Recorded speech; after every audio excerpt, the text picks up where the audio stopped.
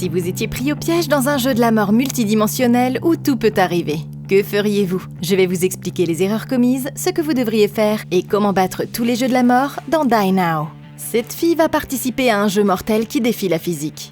Ginger revient du club d'art dramatique et découvre qu'une lettre mystérieuse lui a été envoyée. En la lisant, la jeune fille se rend compte qu'elle a été écrite par une célèbre victime de meurtre nommée Ji-Lou, et elle la laisse tomber sous le choc. Mais bientôt, elle sera forcée de survivre à 8 défis mortels. Pendant ce temps, son petit ami traîne dans sa chambre quand il reçoit soudain un appel de sa petite amie. Il décroche le téléphone et sa copine a l'air terrifiée. La fille explique que quelqu'un lui a envoyé la fameuse lettre de la victime du meurtre, et elle l'implore de l'aider. Mais la communication se coupe soudainement. Inquiet, le garçon sort de sa chambre en courant et se dirige avec son pote vers le dortoir de la fille. Mais dès qu'il entre, il se rend compte que quelque chose ne va pas. Toutes les affaires de la jeune fille ont disparu, et personne ne se souvient d'elle. C'est comme si la fille n'avait jamais existé, et les garçons sont choqués.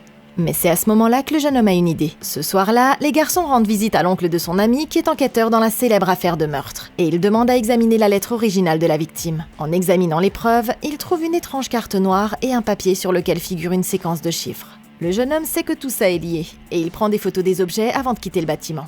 Les étudiants retournent dans leur dortoir, mais le petit ami s'arrête quand il comprend comment déchiffrer le code. Il écrit la séquence dans l'air et réalise que les chiffres d'une colonne sur 3 combinés donnent une série de 9 chiffres qui, quand elle est transposée en lettres, révèle Die Now en anglais. Comprenez mourir maintenant. Soudain, un portail apparaît devant eux, et réalisant que la petite amie se trouve de l'autre côté, les garçons le traversent. Mais ils ne se doutent pas que le jeune homme est sur le point de risquer sa vie dans un jeu de la mort qui défie toutes les lois de la physique. Ils se retrouvent dans un énorme vaisseau spatial où une femme étrange les accueille dans un jeu de la mort appelé Die Now.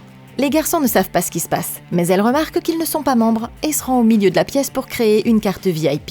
Elle est identique à celle qu'ils ont trouvée dans les dossiers du détective plus tôt, et ils réalisent qu'il doit y avoir un lien avec le meurtre. Le petit ami demande s'ils ont kidnappé sa copine. Mais la femme ne peut pas révéler qui sont les autres joueurs. Il est clair qu'il garde la fille prisonnière, et le garçon exige qu'il la libère. Mais il y a un problème. La jeune fille ne peut être libérée que si elle bat le jeu, et ça pourrait prendre des années. Mais s'il accepte de jouer, il pourra la voir quand il le voudra. N'ayant pas d'autre choix, le gamin décide de participer au tournoi pour sauver la vie de sa petite amie. Ok, ces types sont des p***s d'idiots. Ils ont été assez intelligents pour déchiffrer un code trop difficile à comprendre pour la police, et il ne leur a fallu que 5 minutes pour le résoudre. Le problème, c'est qu'ils n'ont même pas fait attention au fait que la solution signifiait mourir maintenant. Il s'agit là d'un énorme signal d'alarme, parce que ça signifie clairement qu'en franchissant ce portail, on risque de se faire tuer. Même si votre petite amie était Kim Kardashian, le jeu n'en vaudrait pas la chandelle. Et si on est honnête avec nous-mêmes, trouver une nouvelle petite amie pourrait bien être la meilleure décision qu'on ait à prendre. Si je voyais les mots « mourir maintenant » planer dans l'air avant qu'un portail interdimensionnel ne s'ouvre, il est hors de question que je m'y engouffre. Mais il y a une idée qui aurait pu rendre l'exploration beaucoup plus sûre. Si c'était moi, j'aurais dit à mon pote d'attendre ici et je serais allé chercher une longue corde. J'aurais ensuite attaché autour de sa taille pour qu'il y ait moins de risque qu'il se retrouve coincé de l'autre côté. De cette façon, il se sentira suffisamment à l'aise pour franchir le portail et enregistrer une vidéo de tout ce qu'il verra comme preuve. Si quelque chose de grave se produisait, on pourrait toujours utiliser la corde pour le tirer de notre côté et apporter l'enregistrement vidéo à la police pour qu'elle croie à notre histoire. Maintenant, vous pouvez peut-être penser qu'une vidéo pourrait facilement être rejetée parce que les policiers ne seraient pas en mesure de distinguer les effets visuels de la réalité. Mais il existe un excellent moyen de prouver que ce qu'ils voient est réel. Pour que ce portail fonctionne, il doit plier le continuum espace-temps, afin de relier 2 endroits différents de l'univers. C'est ce qu'on appelle un pont d'Einstein-Rosen, ou un trou de verre. Heureusement, une des conséquences est que le temps s'écoule à des vitesses différentes, parce que plus on se déplace rapidement dans l'espace, plus le temps s'écoule lentement. Et c'est exactement ce qu'on pourrait utiliser à notre avantage. Si notre ami passe de l'autre côté pour enregistrer ce qu'il voit pendant que nous on attend ici et qu'on l'enregistre en train de traverser le portail, sa vidéo durera beaucoup plus longtemps que la nôtre. Et quand il sortira, les images prouveront qu'on a enregistré exactement le même événement, mais avec des durées complètement différentes. Aller au poste de police avec une histoire aussi folle ne passerait pas bien. C'est pourquoi il serait plus sage de trouver le moyen le plus sûr d'explorer le portail, de recueillir des preuves et de revenir avant que la situation ne devienne trop dangereuse, pour que quelqu'un d'autre puisse sauver notre petit ami. Malheureusement, ces idiots n'ont pas réfléchi au danger que ça représentait. Et maintenant, ils sont pris au piège dans un jeu mortel. Tout à coup, le garçon est téléporté dans une pièce étrange avec 2 autres étudiants de l'université. Et tous les 3 sont nouveaux dans le jeu. C'est alors qu'une voix se présente comme le maître du jeu, et il explique qu'ils vont devoir relever 4 défis différents et que celui qui les vaincra tous obtiendra 6 points, alors que celui qui échouera n'en obtiendra qu'un seul. Le jeune homme est persuadé qu'on ne lui dit pas tout, et il va bientôt découvrir que ce jeu a quelque chose à cacher. Une fois tout le monde au courant, les joueurs sont confrontés à leur premier défi. L'objectif est de retirer un des petits carrés d'une grille de 49 carrés, mais ils ne peuvent la diviser qu'en 6 morceaux au maximum. Ils ont 20 minutes pour relever le défi, et s'ils échouent, ils seront tous éliminés. Soudain, une feuille de papier apparaît sur la table derrière eux et le groupe l'examine aussi vite que possible, sans savoir comment résoudre l'énigme. L'intello s'impatiente et il commence à découper le papier, mais c'est sa plus grosse erreur. Soudain, une rangée de lasers jaillit du sol, divisant la pièce en deux, et les joueurs sont choqués de voir la feuille se ressouder d'elle-même. Le groupe se rend compte qu'à chaque erreur, d'autres lasers s'activeront et les tueront. Inquiète, la fille tente de prendre la feuille à l'intello, mais elle la déchire accidentellement, ce qui active une autre série de lasers. Ils parviennent à les esquiver à la dernière seconde, mais c'est pas fini. Tout à coup, une alarme se déclenche et le jeune homme tire la fille à l'écart alors que d'autres lasers apparaissent.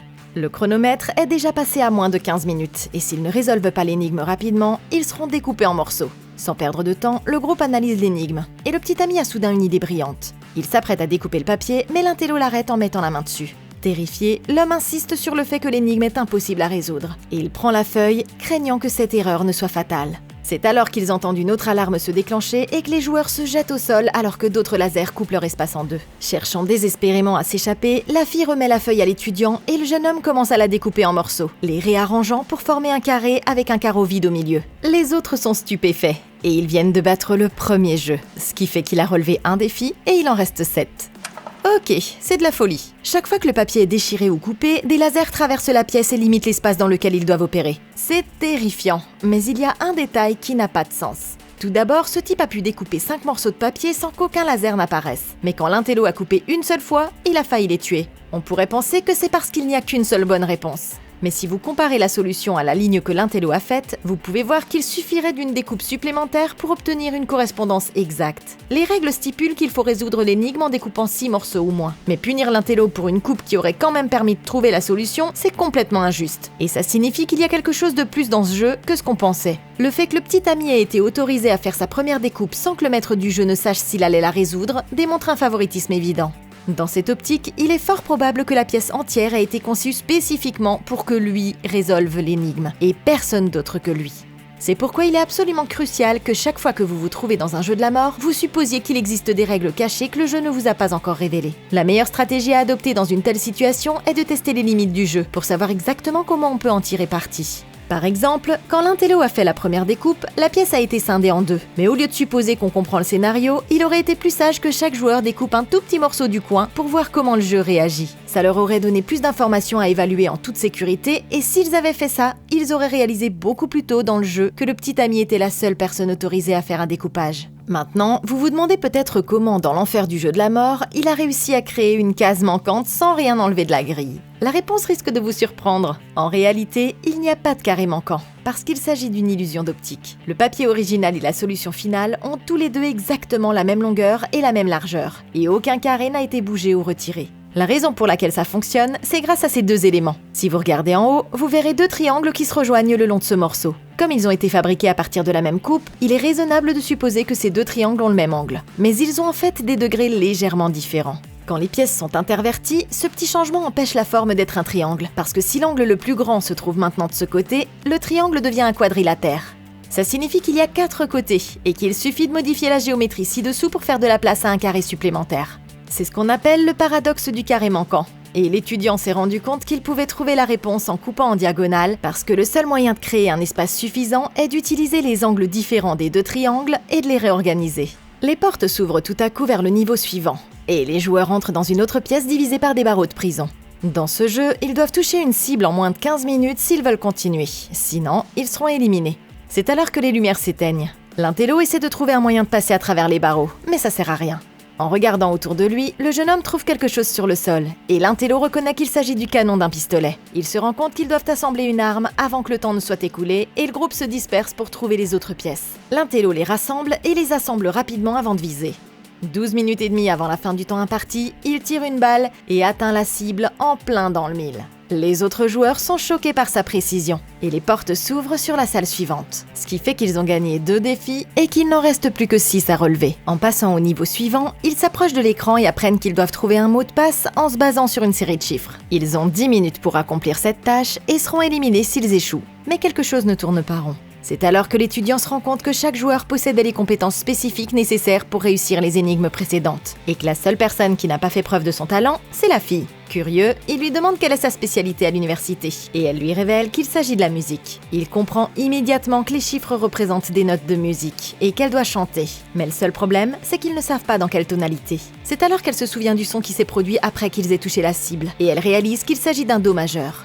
Alors qu'il reste moins de 8 minutes, elle chante une chanson basée sur les chiffres. Et dès qu'elle a fini, la porte s'ouvre. Ils ont battu le 3e niveau, ce qui fait 3 défis relevés et il en reste 5. Mais les choses sont sur le point de s'aggraver. Alors qu'ils entrent dans la dernière pièce, le maître du jeu annonce aux joueurs qu'ils ont 20 minutes pour voter pour celui qui aura le droit de sortir par cette porte. Et pour les aider à prendre une décision rapide, ils ont reçu des couteaux pour assassiner les concurrents. Il est clair qu'il ne peut y avoir qu'un seul survivant. Et l'intello pointe soudain son arme sur eux, ordonnant aux autres de rester où ils sont. Il est déterminé à gagner à tout prix, et il exige qu'ils le choisissent pour quitter la pièce. Il est prêt à les tuer s'ils n'acceptent pas, et c'est terrifiant. Mais le garçon rassure sa coéquipière en lui disant qu'il a une excellente idée. Il s'approche de l'intello, se met à genoux et le supplie de lui laisser la vie sauve. La fille trouve ça pathétique, et elle n'arrive pas à croire que c'est ça son plan, mais il lui fait un clin d'œil. Comprenant qu'il s'agit d'une ruse, elle le rejoint sur le sol et dit à l'intello qu'elle fera tout ce qu'il veut. Une fois son choix fait, une porte s'ouvre et le gars sort de la pièce en pensant qu'il a échappé au jeu. Mais c'est là sa plus grosse erreur. Dès que la porte se referme, les autres joueurs l'entendent crier à l'agonie jusqu'à ce qu'il se taise tout à coup. Ok, ces joueurs ont eu de la chance. Le petit ami et la fille font du bon travail en résolvant les énigmes, mais le problème, c'est qu'ils oublient tous les deux qu'il s'agit d'un jeu de la mort. Si c'était moi dans cette situation et que je voyais que ce gars peut toucher le cœur d'une cible du premier coup, il est hors de question que je le laisse garder l'arme, et encore moins que je le laisse l'emmener dans la pièce suivante. Dans un jeu de la mort, les armes peuvent faire la différence entre la victoire et la défaite. On doit donc lui retirer son avantage le plus rapidement possible. Si c'était moi, j'essaierais de le convaincre que cette pièce pourrait contenir un code dont on aura besoin pour le prochain défi, et qu'on devrait démonter l'arme pour y chercher des indices. Il est important de le faire avant de passer à autre chose, parce que s'il se rend compte que la prochaine épreuve peut être résolue sans indice supplémentaire, il ne nous remettra pas l'arme. Tant qu'il y a des inconnus, il sera plus enclin à coopérer. Et on peut confisquer les pièces pour qu'il ne puisse pas nous tirer dessus si les choses deviennent compétitives. Le petit ami n'a pas été assez prévoyant pour réaliser ça, mais il faut reconnaître qu'il a trouvé une solution que personne d'autre n'a pu trouver. Puisqu'ils ont déjà relevé 3 défis, il semblait évident qu'il s'agissait du 4e et dernier jeu. C'est pourquoi l'intello les a menacés pour qu'ils votent pour lui. Mais ce qu'il n'avait pas compris, c'est que les 2 dernières salles étaient en fait une seule et même épreuve. Le petit ami s'en est rendu compte en remarquant que dans la première salle, on leur a montré les règles et un indice ensemble, alors que dans la 2e et dans la 3e salle, on les leur a montrés séparément. La façon dont ces informations ont été organisées montre qu'il reste une épreuve à passer. S'il s'agit en fait du 3e jeu sur 4, franchir la porte signifie que vous abandonnez. C'est pourquoi l'intello a été tué. Et maintenant, ils vont pouvoir passer à la dernière épreuve. L'étudiant cherche l'entrée du prochain jeu, quand le mur s'ouvre soudain et révèle la dernière pièce dans laquelle ils doivent entrer. Une fois dedans, les survivants s'approchent de l'écran et apprennent qu'ils vont jouer à pierre, papier, ciseaux. Ils devront simplement appuyer sur un de ces boutons pour faire leur choix. Le maître du jeu lance un compte à rebours et à la dernière seconde, la fille appuie sur le bouton des ciseaux. Mais elle s'aperçoit que le garçon n'a rien choisi. Il fait remarquer qu'on ne leur a jamais dit de prendre une décision en même temps, ce qui choque la jeune fille. Mais il choisit rapidement la pierre et remporte le jeu. Ça fait 4 défis de relever et il en reste 4. Le maître du jeu le félicite d'être sorti des sentiers battus et lui accorde 9 points pour avoir trouvé le moyen de tricher. La partie touche à sa fin et l'étudiant dit au revoir à sa coéquipière. Mais il ne se rend pas compte qu'il reste encore 4 défis à relever et qu'ils sont sur le point de devenir beaucoup plus mortels. Quand le garçon se réveille, il se trouve dans un parc et est surpris de voir sa petite amie. Elle lui dit qu'ils sont en plein milieu d'un rencard ensemble, mais il n'arrive pas à savoir si tout ça est réel. Il décide de s'arrêter dans un restaurant et à la fin du repas, la serveuse arrive avec l'addition. Il s'apprête à payer quand étonnamment la femme prend sa carte de membre dans le jeu et la débite sans problème. Confus, le garçon lui demande de vérifier le montant de la carte. Et elle lui révèle qu'il y a plus de 899 000 yens sur la carte. Le garçon réalise que puisqu'il a gagné 9 points au jeu de la mort, il a été récompensé à hauteur de 900 000 yens. Ce qui signifie qu'il ne s'agissait pas du tout d'un rêve. Tout excité, il part faire du shopping avec sa petite amie et tout semble aller pour le mieux. Mais c'est alors qu'il est interrompu par l'arrivée soudaine de son ami. Il est sorti de nulle part et le gamin l'affronte, voulant savoir comment échapper au jeu de la mort. Le garçon n'a aucune idée de ce dont il parle. Quelque chose ne va pas, et le garçon remarque que tout ce qui l'entoure est maintenant figé dans le temps. Rien de tout cela n'est réel. C'est alors qu'un portail apparaît devant eux. Déterminé à sauver sa petite amie, il le franchit et pénètre dans un vide obscur où une voix l'avertit qu'il a déjà dépensé 2,5 points avant de l'emmener vers le jeu suivant. De l'autre côté, plusieurs joueurs l'attendent déjà, et il lui faudra tout ce qu'il a pour survivre à ce défi. Le maître du jeu annonce que pour ce défi, leur seul objectif est de quitter cet endroit en vie. Les vainqueurs recevront 10 points, tandis que ceux qui échoueront en perdront 8. Mais il y a un piège. Le présentateur dit au gamin qu'il a une mission annexe facultative, qui consiste à tuer le joueur numéro 2 ici présent. Et s'il y parvient, il sera récompensé par 5 points supplémentaires. En le regardant de plus près, il remarque que l'homme prend un couteau caché, et il se rend compte que tous les joueurs ont reçu la même offre. C'est alors que cette jeune fille se présente en révélant que c'est la 2e fois qu'elle joue. Mais les autres lui demandent de se taire. Personne n'est digne de confiance dans ce jeu, et toute information peut être utilisée contre elle. Mais le joueur numéro 2 propose de travailler avec la jeune fille pour qu'ils puissent gagner ensemble. Cette jeune femme l'interrompt et soutient qu'ils devraient tous se diviser en équipes de 3. Et ça semble être une bonne idée. Mais bientôt, 5 personnes vont être brutalement tuées. Ok, c'est sur le point de devenir un bain de sang. Les enjeux sont de plus en plus importants, et le maître du jeu incite maintenant les joueurs à s'entretuer pour gagner des points supplémentaires. C'est terrifiant, mais ce qui est intéressant, c'est que nous pouvons maintenant commencer à observer les interactions entre les joueurs pour savoir ce qu'ils vont faire. Auparavant, l'objectif principal était de résoudre une énigme. Et même si certaines d'entre elles étaient conçues pour des joueurs spécifiques, il y avait toujours un élément de travail d'équipe. À présent, il n'y a que 2 raisons de faire équipe. La première, c'est de s'assurer qu'il y aura suffisamment de boucliers de viande autour de soi pour avoir une meilleure chance de survivre. La deuxième raison, c'est de s'assurer que la personne qu'on nous a chargé de tuer est proche de nous, afin que nous puissions l'assassiner quand ce sera nécessaire. Ce détail nous aidera à déterminer qui est une menace immédiate, parce que s'ils essaient de former une équipe avec nous, il y a plus de chances qu'on soit leur cible. À ce stade, personne ne fera confiance à personne, mais il existe un moyen efficace de résoudre ce problème. Si c'était moi, je prendrais une de ces briques, je trouverais ma cible et je la tuerais en plein milieu du groupe.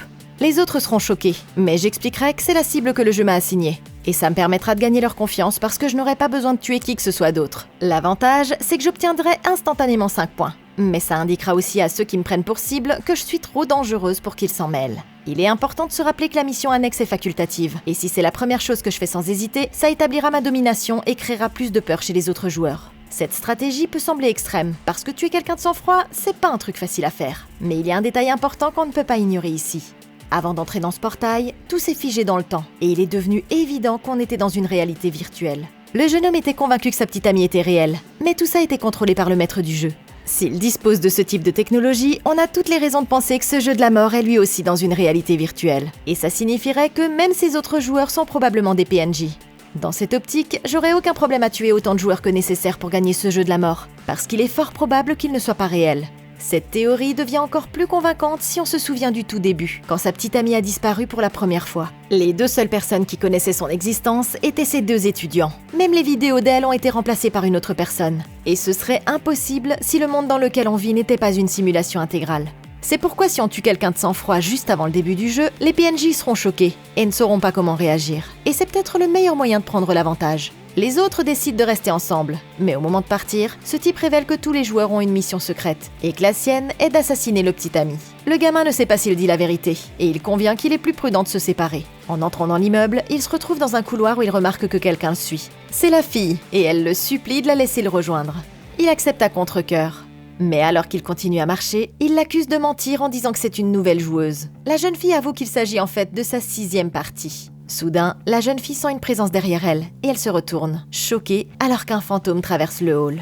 Il pense qu'il s'agit d'un indice vers la sortie, mais le gamin pousse soudain la fille contre le mur, exigeant de savoir s'il est sa cible. Terrifiée, la jeune fille avoue qu'on lui a dit de le tuer, mais qu'elle n'a pas l'intention de trahir qui que ce soit. Il ne sait pas s'il peut lui faire entièrement confiance, mais c'est alors que la jeune fille lui confie une bombe qui le sidère. Elle lui explique que s'ils terminent une partie avec moins de 0 points, ils seront exclus du tournoi et mourront dans exactement 1 semaine. Aucun d'entre eux ne peut se permettre de perdre. Et leur vie étant en jeu, leur seul espoir de survie est de suivre le fantôme jusqu'à la sortie. Les joueurs suivent le fantôme jusqu'à ce qu'il se retrouve dans une prison abandonnée, et ils cherchent d'autres indices dans les environs. La fille est terrifiée, et elle suggère qu'il pourrait y avoir des zombies ici, quand une main se pose soudain sur son épaule. L'étudiant l'attrape rapidement, découvrant qu'il s'agit d'un mannequin. Et il rassure la fille en lui disant qu'il n'y a pas de monstre. Mais ils sont sur le point de découvrir qu'elle a tout à fait raison. Ils fouillent le 2e étage à la recherche de la sortie, mais il n'y a aucun signe de celle-ci. Soudain, une main ensanglantée s'abat sur l'épaule de la jeune fille et elle se retourne pour voir un zombie qui se tient juste derrière elle. Il s'élance sur la jeune fille, mais l'étudiant parvient à la sauver à la dernière seconde. Ils s'enfuient pour sauver leur vie, mais alors qu'ils se feraient un chemin à travers la prison, d'autres zombies apparaissent dans l'arène. Ils sont pris au piège et leur seule chance de survie est de retourner en bas. En combattant les monstres, le garçon les distrait suffisamment pour donner à sa coéquipière le temps de s'échapper. Ils se dirigent tous les deux vers la grille située de l'autre côté de la pièce. Mais quand il trouve enfin le moyen de descendre à son tour, il se rend compte que c'était sa plus grosse erreur. La fille a déjà fermé la grille et l'a verrouillée. Mais avant qu'elle ne parte, le garçon l'avertit qu'elle se trompe de chemin. Sans autre option, le garçon se bat contre la horde de zombies jusqu'à ce qu'il parvienne à tous les éliminer. C'est alors que la fille revient vers la grille, complètement désorientée. D'une manière ou d'une autre, elle est revenue à son point de départ. Et réalisant que la disposition du bâtiment a complètement changé, elle n'a pas d'autre choix que d'ouvrir la grille pour trouver la véritable sortie. C'est alors que le maître du jeu révèle au petit ami que cet endroit changera en fonction de ce qu'ils diront, et qu'il pourrait devenir impossible à battre s'ils ne font pas attention. C'est scandaleusement injuste, mais maintenant qu'il connaît ce secret, il a plus de chances de s'échapper. Le petit ami sort de la prison déterminé à survivre, ce qui fait 5 défis de gagner et il en reste 3 à relever. Ok, ce jeu devient incontrôlable. Ces étudiants pensaient qu'ils n'auraient qu'à trouver un moyen de s'échapper, mais ils ne se doutaient pas qu'ils auraient à combattre une horde de zombies. C'est terrifiant, mais pour être honnête, ils n'auraient pas dû mettre autant de temps à comprendre qu'ils s'infligeaient leur propre sort. Tout à l'heure, la fille a paniqué et a cru qu'elle était attaquée par un zombie, mais quand elle s'est retournée, ils ont vu qu'il s'agissait manifestement d'un mannequin. Ensuite, les zombies ont commencé à apparaître de partout, et c'est tellement particulier qu'il est impossible de croire qu'il s'agit d'une coïncidence. Maintenant, la vérité, c'est que s'ils avaient prêté attention à la façon dont le jeu réagissait, ils auraient pu utiliser cette situation à leur avantage. Il est important de souligner que plus tôt dans le défi pierre-papier-ciseaux, le maître du jeu s'est efforcé de féliciter ce jeune pour avoir contourné les règles en sa faveur, et il l'a même récompensé de 3 points supplémentaires. Ça signifie que le respect strict des règles dans ce jeu de la mort ne jouera pas en notre faveur et va probablement nous faire tuer. C'est pourquoi il est important d'étudier les règles pour comprendre ce qu'elles ne précisent pas et d'utiliser toutes les failles auxquelles on peut penser comme stratégie pour gagner. Maintenant, vous vous dites peut-être que si le jeu s'adapte à tout ce qu'on dit, on peut déclarer qu'on a gagné le jeu. Mais ça fonctionnera pas. Il faudrait que le maître du jeu soit débile pour autoriser que ça fonctionne. Et ce serait pas divertissant pour nous. On sait qu'il veut que le jeu soit compétitif, et c'est pourquoi l'approche la plus intelligente est d'utiliser les règles et de rendre les choses plus difficiles pour les autres joueurs. C'est la fille qui a amené ces zombies dans la situation. Et c'est pourquoi si j'étais ce gars, je déclarerais que ces zombies n'attaquent que les filles. Puisque ça ne brise pas le jeu complètement, on peut supposer qu'on aura le droit d'influencer le scénario de cette façon. Et pendant que tous les zombies se mettront à la poursuivre, nous on sera libre de nous éloigner sans risquer notre vie et on pourra aller chercher la sortie. On pourrait même étendre ça à tous les joueurs de l'autre équipe et déclarer que les zombies ont commencé à les attaquer eux aussi. On ne peut pas être sûr que ça fonctionnera, mais tant qu'on utilisera les règles pour sortir des sentiers battus et rendre la tâche plus difficile aux autres, on aura une bien meilleure chance de gagner la partie. Plus tard, ils arrivent dans une chambre froide industrielle et cherchent une sortie. Mais il ne semble pas y avoir de porte. La fille suggère que le jeu essaie de les congeler à mort, mais le garçon l'empêche rapidement d'en dire plus. Un seul mot pourrait les tuer tous les deux. C'est alors qu'il remarque une ouverture vers le couloir, mais la porte coulissante se referme. Il court aussi vite qu'il le peut et parvient à passer de l'autre côté. Mais il se rend vite compte que la fille est bloquée. Son pied s'est coincé dans un trou et elle est prise au piège. Agissant rapidement, il se glisse à nouveau dans la chambre froide négative et la porte se ferme, ne lui laissant plus aucun moyen de sortir. Il s'approche de la jeune fille, la libère tardivement du piège et la réprimande pour son imprudence. Elle n'arrive pas à croire qu'il soit revenu pour l'aider, et cette seule action lui a valu sa loyauté pour toujours. Les deux joueurs étant désormais capables de se déplacer, le gamin tente d'exploiter les mécanismes du jeu en disant qu'il est incroyablement fort, et il essaie d'enfoncer la porte de sortie. Mais il se fracasse contre elle et tombe au sol avec douleur. Il ne comprend pas pourquoi son plan ne fonctionne pas, mais c'est alors que le maître du jeu lui révèle que la difficulté augmente en fonction de ce qu'ils disent. Ce défi est encore plus injuste qu'il ne l'avait imaginé, et il avertit la jeune fille de faire attention à ce qu'elle dit, sinon ils ne pourront jamais s'échapper.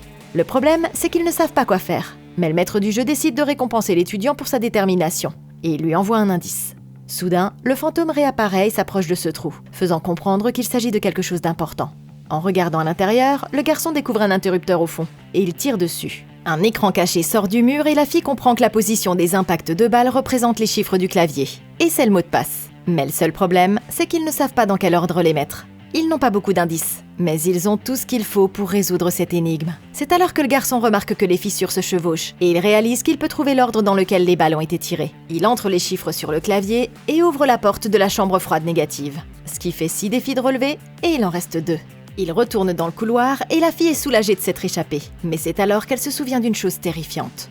Dans un jeu précédent, quelqu'un a perdu alors qu'il avait le plus de points. Ça prouve qu'il existe des conditions cachées pour gagner ce jeu. Mais s'ils parviennent à comprendre comment les joueurs sont notés, ils peuvent s'en sortir vivants.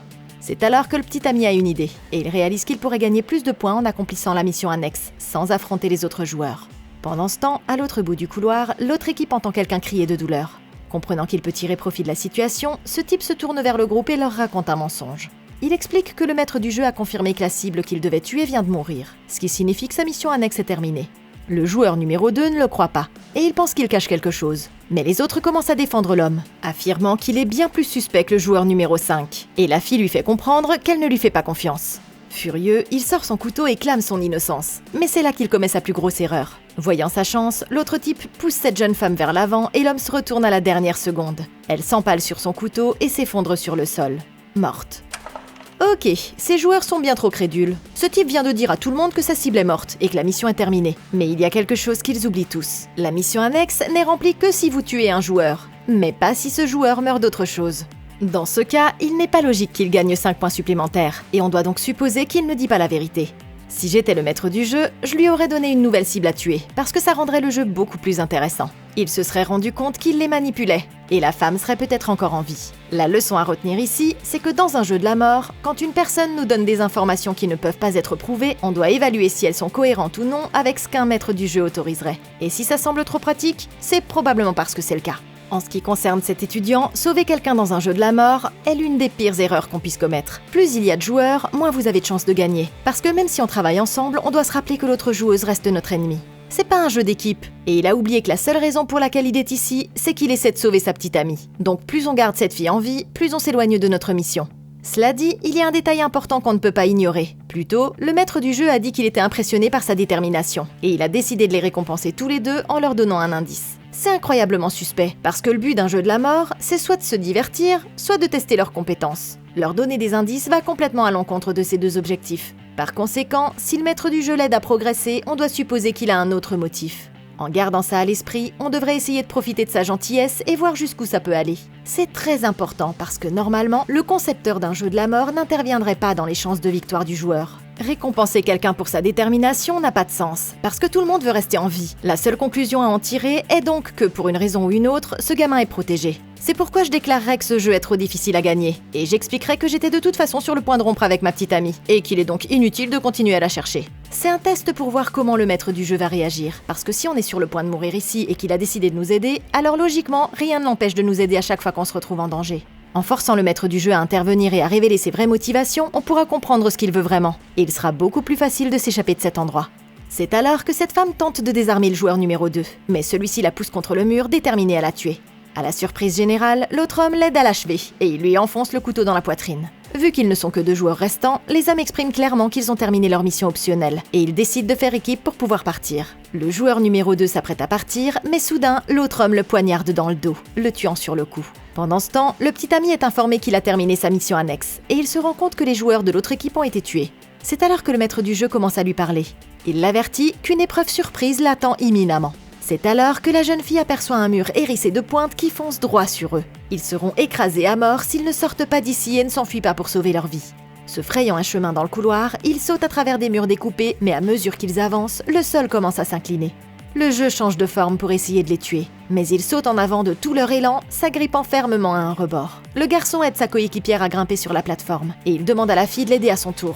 Mais c'est alors qu'elle réalise que c'est l'occasion rêvée d'accomplir sa mission annexe. Elle était censée le tuer pendant tout ce temps. Mais la fille se souvient qu'il l'a sauvé de la mort par le froid, et au lieu de le pousser, elle décide de lui sauver la vie. Le garçon la remercie de lui avoir rendu l'appareil, et rassure la fille en lui disant que tout sera bientôt fini. Le jeu a testé leur capacité à travailler ensemble, et puisqu'ils ont survécu, la ligne d'arrivée ne devrait plus être très loin. Ça fait 7 défis de relever, et il en reste un seul. Plus tard, ils se retrouvent dans une salle de bal très chic, et il semble que personne d'autre n'ait réussi à aller aussi loin. Mais soudain, une hache vole droit vers leur tête. Ils l'évitent à la dernière seconde. C'est alors que le joueur numéro 1 sort de l'ombre et s'approche d'eux. Il révèle que la fille est sa cible, et il demande à l'étudiant de s'éloigner. Mais le garçon refuse de laisser sa coéquipière toute seule. Furieux, le joueur commence à attaquer, et le garçon parvient à peine à le repousser. L'autre joueur est clairement un meilleur combattant que lui, et s'ils n'agissent pas rapidement, il va les tuer tous les deux.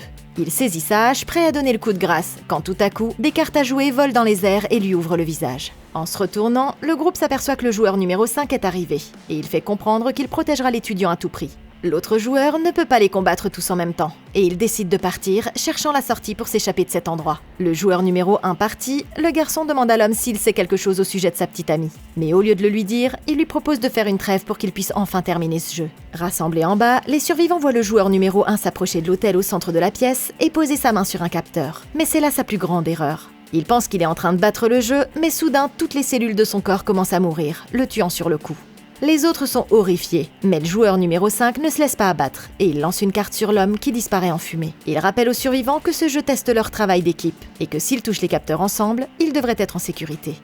Ok, ce type était un idiot. Pour une raison ou une autre, il a touché cet hôtel tout seul, mais il a complètement oublié que tout est dangereux quand on est dans un jeu de la mort. Être le premier à faire quelque chose est toujours un risque, et c'est pourquoi il est beaucoup plus intelligent de convaincre les autres d'explorer le jeu à votre place. S'il avait pris la menace au sérieux, il aurait attendu que les autres joueurs participent, et il aurait appris de leurs erreurs, et non l'inverse. Quant à ses étudiants, ils ont été les joueurs les plus chanceux du jeu. Ce type était littéralement sur le point de les hacher menu, mais ils ont été sauvés à la dernière seconde par le joueur numéro 5. Ce qui est bizarre, c'est que personne ne ferait ça dans un jeu de la mort, à moins d'avoir une idée derrière la tête. Maintenant, cet homme vient d'expliquer que si tout le monde touche les capteurs, ils seront tous en sécurité. Mais s'il ment, il pourrait facilement retirer sa main à la dernière seconde et le reste d'entre nous mourra comme ce gars-là.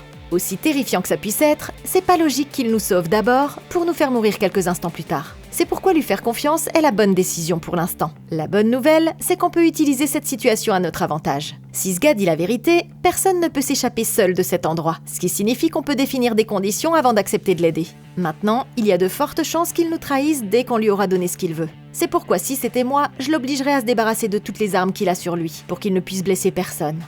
L'homme ne va pas être content, mais je préfère le piéger ici jusqu'à ce qu'il accepte, plutôt que de risquer de me faire assassiner. Ça veut pas dire que ça nous sauvera la vie, mais c'est le meilleur moyen de s'assurer qu'on sera capable de travailler ensemble sans être pris au dépourvu. N'ayant pas d'autre moyen de s'échapper, les joueurs posent leurs mains sur l'appareil en même temps et déverrouillent ces énormes portes au bout de la pièce. C'est alors que le maître du jeu les félicite d'avoir gagné, et il leur révèle qu'ils ont maintenant deux choix. Ils peuvent soit franchir les portes pour quitter le jeu, soit retourner dans le hall et accomplir leur mission annexe. La fille se dirige vers la sortie et encourage le garçon à la rejoindre. Mais soudain, une carte lui tranche la gorge. Elle vient d'être tuée. La fille bascule dans l'embrasure de la porte, tandis que l'homme jubile. Il ne l'a gardée que pour pouvoir finir le jeu. Et il sort de la pièce, laissant l'étudiant tout seul. Une fois les survivants disparus, le maître du jeu annonce que le petit ami a maintenant 21 points et demi, et il le téléporte hors de l'arène. Ça fait 8 défis relevés, avec la fille morte, le petit ami et l'autre homme comme vainqueur. Accablé de culpabilité, il retourne dans son dortoir et s'effondre. Le garçon a perdu la seule personne en qui il pouvait avoir confiance. Mais il est interrompu quand la poignée de la porte s'abaisse et qu'il se rend compte que quelqu'un essaie d'entrer par effraction.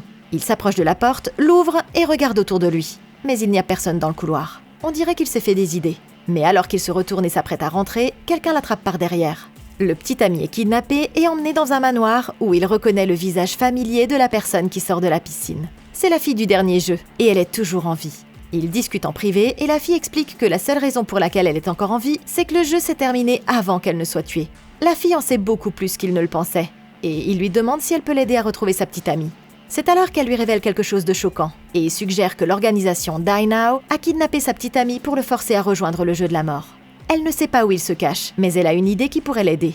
Elle lui montre cet appareil qui permet aux joueurs d'acheter tout ce qu'ils veulent, et elle lui suggère d'acheter plus de temps. Le jeu ne leur laissait que 6 heures de repos avant chaque défi, mais avec quelques jours de plus, il aurait assez de temps pour découvrir où sa petite amie est retenue. Décidant de retourner dans son dortoir, il quitte le manoir et voit cette femme qui l'attend. Elle se présente comme étant la garde du corps que la fille a engagée pour le protéger, et elle insiste pour qu'il parte immédiatement. Le garçon est reconnaissant de l'aide qu'elle lui apporte, et il monte dans la voiture sans se douter que sa vie est en danger. En s'éloignant du manoir, le garçon demande à sa garde du corps ce qu'elle sait sur l'organisation du jeu de la mort. Mais ils ont des problèmes plus importants à régler. 3 voitures les suivent, et la femme est certaine qu'elle le traque. Elle sort de la ville et tente de les semer, mais en vain. N'ayant pas d'autre choix, la garde du corps sort pour s'attaquer aux assassins, et elle les abat un à un. Mais ils sont trop nombreux pour être combattus. En infériorité numérique, la femme emmène l'étudiant sur la place et le cache, attendant le moment idéal pour frapper. Dès que les hommes s'approchent, la garde du corps leur tend une embuscade et les attaque brutalement. Mais c'est là sa plus grosse erreur. Soudain, un des assassins blessés lance une grenade vers le petit ami et elle n'a que quelques secondes pour le sauver avant qu'elle n'explose. Ce jeu de la mort n'est pas encore terminé, et bientôt, il découvrira que le sort de toute l'humanité reposera sur ses épaules. Mais qu'en pensez-vous? Comment auriez-vous battu Die Now? Dites-le moi dans un commentaire ci-dessous. Merci beaucoup d'avoir regardé. Laissez un like, abonnez-vous et consultez la playlist de Comment battre pour plus de vidéos comme celle-ci. Et d'ici la prochaine fois, passez une excellente journée.